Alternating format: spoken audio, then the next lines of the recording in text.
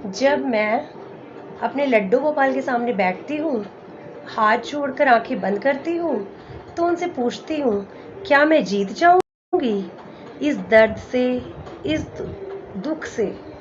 तो वो मुस्कुराते हुए कहते हैं, पहले कभी हारने दिया है मैंने तुझे? एक राजा की पुत्री थी जिसके मन में वैराग्य की भावनाएं थी। राजा को उसके विवाह के योग्य कोई वर नहीं मिल पा रहा था। तो पुत्री की भावनाओं को समझते हुए एक बार राजा के महल में एक सन्यासी आया। राजा ने उस सन्यासी के साथ अपनी राजकुमारी का विवाह कर दिया। राजकुमारी खुशी खुशी उस सन्यासी के साथ विवाह करके चली गई। तो सफाई करते समय एक दिन राजकुमारी को बहुत सारी रोटियां दिखाई दी और उसने अपने सन्यासी पति से पूछा कि ये रोटियां यहाँ क्यों रखी हैं?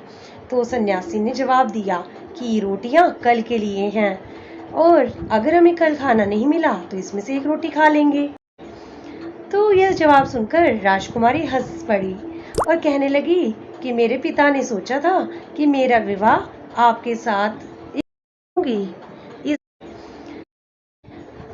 राजकुमारी बोली, मेरे पिता ने मेरा विवाह आपके साथ इसलिए किया था क्योंकि उनको लगता था कि आप वैरागी हैं, लेकिन आपकी भक्ति तो सिर्फ यूं ही व्यर्थ लग रही है, क्योंकि आप तो सिर्फ भक्ति कर रहे हो। सन्यासी और वैराग्यता तो आपके अंदर है ही नहीं, क्योंकि भक्त वह होता है जो कल की चिंता ही नहीं करता, उसे अपने आराध्य पर पूरा विश्वास होता है। तो और ये जो चिंता आपने अन्न की है, ये तो जानवर भी नहीं करते। अगर भगवान चाहेगा तो हमें कल खाना जरूर मिल जाएगा, और हम रात भर कल की चिंता में आज का दिन क्यों खराब कर रहे हैं? सिर्फ हमें तो रात भर आनंद से प्रार्थना करनी चाहिए। यह सुनकर सन्यासी की आंखें खुल गई। उसे समझ आ गई कि असली में उसकी पत्नी ही असली सन्यासी है।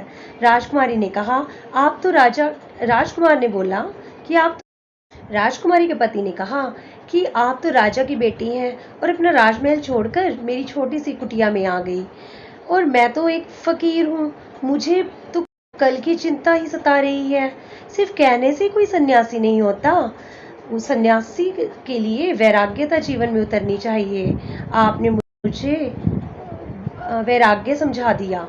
तो इसी प्रकार से हम भगवान की जब भक्ति करते हैं तो हमें अपने आराध्य पर, अपने इष्ट पर पूरा विश्वास होना चाहिए। भगवान हमारे साथ है, ऐसा विश्वास रखना चाहिए।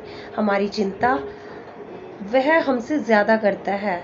इसलिए आप बहुत परेशान हो, कोई रास्ता नजर नहीं आ रहा, तो आंखें बंद कर लो और विश्वास के साथ अपने भगवान को पुकारो। वह आपकी समस्या का जरूर समाधान देगा।